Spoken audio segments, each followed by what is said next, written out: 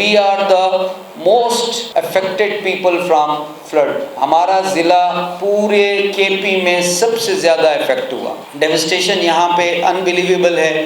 Flood میں آپ بھی گئے ہوں گے, میں بھی گیا ہوں, تو مکمل مہربان گاؤں تھا, ایک گھر بھی نہیں بچا, سارے کے سارے گھر چلے گئے. تو اب وہاں پہ جب آپ پہلی چیز ہوتی ہے جی, اگر آپ موصلے کو پڑھیں ایجوکیشنلسٹ کو, تو وہ کہتا ہے پہلی چیز کیا ہے نیڈس میں, آپ کی پہلی نیڈ کیا آتی ہے, security. when there is no home there is no security. جن کے گھر چلے گئے ہیں ان کی فرسٹ پریورٹی کیا ہوگی, they have to build their home. then school second priority آتی ہے. نیڈس جب ہم بچوں کی پوری کریں گے تو وہ پھر آپ کی طرف آئیں گے. تو ہماری کوشش یہ ہے کہ ان نیڈس کو پورے کرتے ہوئے ہمارے اسکول بھی سفر نہ ہوں. جو ایجوکیشن کا لاس ہو گیا ہے, جہاں تک ہوا ہے ہم اس کو وہیں پہ روک لیں, اس کو مزید آگے نہ بڑھیں گے. آج کی یہ جو تقریب ہے ڈیزاسٹر مینجمنٹ کے حوالے سے, جو یونیسیف نے یہ ترتیب دی ہے, 13 اکتوبر پوری دنیا میں ڈیزاسٹر کے حوالے سے جو ہے وہ دن منایا جاتا ہے. جہاں تک ڈی اے خان کا تعلق ہے, جس طرح سے باقی لوگوں نے اس کا ڈیٹا شیئر کیا ہے اور ہم پورے صوبہ سرحد میں بہت زیادہ اس میں سفر ہوئے ہیں, اور ایک بات جس کا ذکر نہیں ہوا, یہاں کے لوگوں کا جو ریسپانس تھا وہ بڑا ہی حیران کن اور بڑا ہی قابل فخر رہا ہے. اور خاص کر ہمارے جو نوجوان ہیں جنہوں نے اس سیلاب کے دنوں میں, اس سیلاب میں ان کے اندر ایک ایسی موٹیویشن پیدا ہوئی کہ وہ لوگ گھروں سے نکلے, وہ لوگ جو شاید گھر کے کام کاج اپنے والدین کا گھر کا شاید سودا سلم بھی نہیں لا رہے تھے, لیکن اس سیلاب میں وہ اتنے پانیوں میں گئے اور دور دراز ایریاز میں انہوں نے پہلے خوراک پہنچائی, جہاں پر ہماری انتظامیہ کی پہنچ بھی مشکل تھی. تو ان کا جو کردار تھا انڈیویجولی, تنظیمی حوالوں سے, محلے وائز جو ہے وہ بڑا ہی حیران کن اور بڑا ہی ایسا ہے متاثر کن تھا. پاکستان میں جو ہسٹری ہے ڈیزاسٹرز کی وہ فریکوینٹ ہے.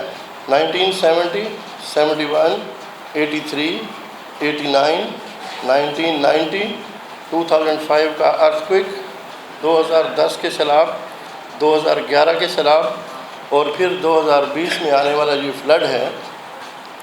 اس سے ہمیں ایک چیز کا پتہ چلتا ہے, اور وہ یہ ہے کہ ہم نے ماضی سے کچھ بھی نہیں سیکھا. جو فلڈ 2010 میں آیا تھا یا جو زلزلہ 2005 میں آیا تھا, اس سے AJK میں, آزاد جموں کشمیر میں 789 ٹیچرز کی ڈیتھ ہوئی تھی, اور KP میں تقریباً 89 ٹیچرز جو ہیں وہ اس حادثے کا شکار ہوئے تھے.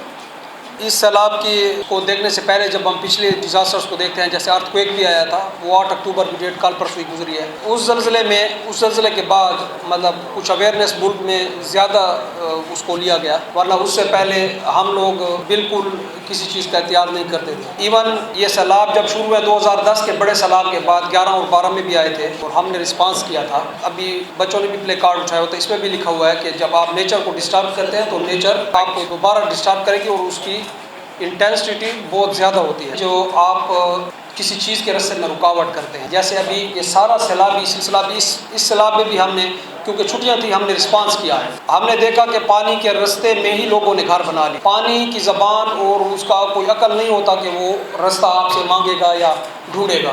اس کے آگے جو چیز آتی ہے وہ بھاؤ میں تباہ ہو جاتی ہے. پھر کسی جگہ پہ آ کے وہ ڈیبریز یا گند وغیرہ جو ہوتا ہے سب جمع ہو جاتا ہے, اور وہی پانی پیچھے سے ایک بڑا ریلا بناتا ہے. ابھی جو فلڈ کا سلسلہ چل رہا ہے, یا ابھی 2022 میں جو فلڈ آیا ہے, اس میں بہت سے لوگوں کو نقصان پہنچا ہے. ہم نے جا کے مطلب ایک اسکول کو, ایک گھر کو, ایک ڈسٹرکٹ کو ہم نے مختلف فوکل پرسن اور ڈائریکٹریٹ سے ریپرزینٹیو جا کے وہاں پہ ایک اسکول کو ہم نے وزٹ کیا, ایک گھر کو ہم نے وزٹ کیا. پھر ہم جا کے وہاں پہ ڈائریکٹریٹ میں ہم نے بات کی کہ یہاں پہ اتنا نقصان ہوا ہے. ہم یہاں پہ آ کے آپ لوگوں کا جو ڈسٹرکٹ ایمرجنسی آفیسر ہے ریسکیو 112 کا, ہم ان کے ساتھ ملے, ہم PRCS کے ساتھ مل چکے تھے کہ کیا انٹرونشن ہے, کیا سپورٹ ہے آپ لوگوں کو. مطلب بچوں کو سپورٹ کیا ہے, گھروں کو سپورٹ کیا ہے, تو کسی نے کوئی سپورٹ نہیں کیا بغیر PRCS کے. گورنمنٹ کی کوئی سپورٹ نہیں تھی بچوں کے ساتھ یا فلڈ افیکٹڈ ایریاز کے ساتھ جب ہم جاتے تھے تو کوئی بھی بندہ اس طرح نہیں تھا کہ وہ ہمیں یہ کہتے کہ بھائی ہاں بالکل کوئی فلاں بندہ آیا تھا اور ہمیں اتنا سپورٹ کیا. یہاں پہ جو ہمارے بچے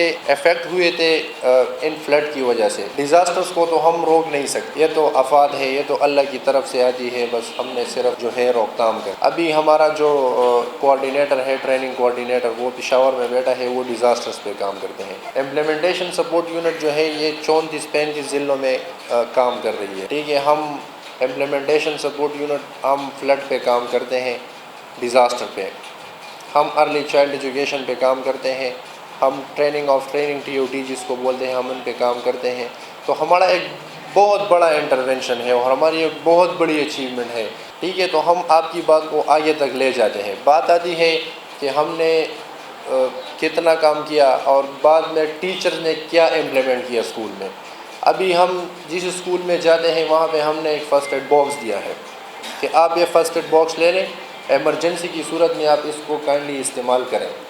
میں جب مانیٹرنگ کرتا ہوں، میں فیلڈ آفیسر ہوں، ابھی یہ اخلاق صاحب ECE پہ کام کر رہے ہیں، تو یہ ECE مانیٹر کرتا ہے، ECE لیڈ کرتا ہے.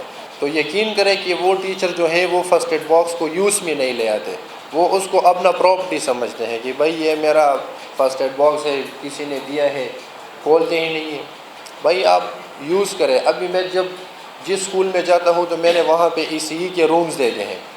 ابھی میں ایک فیمیل اسکول سے آیا، وہاں پہ ایک ٹیچر نے مجھے بتایا کہ سر ECE روم تو ہے لیکن اس کے لیے ٹیچر نہیں ہے.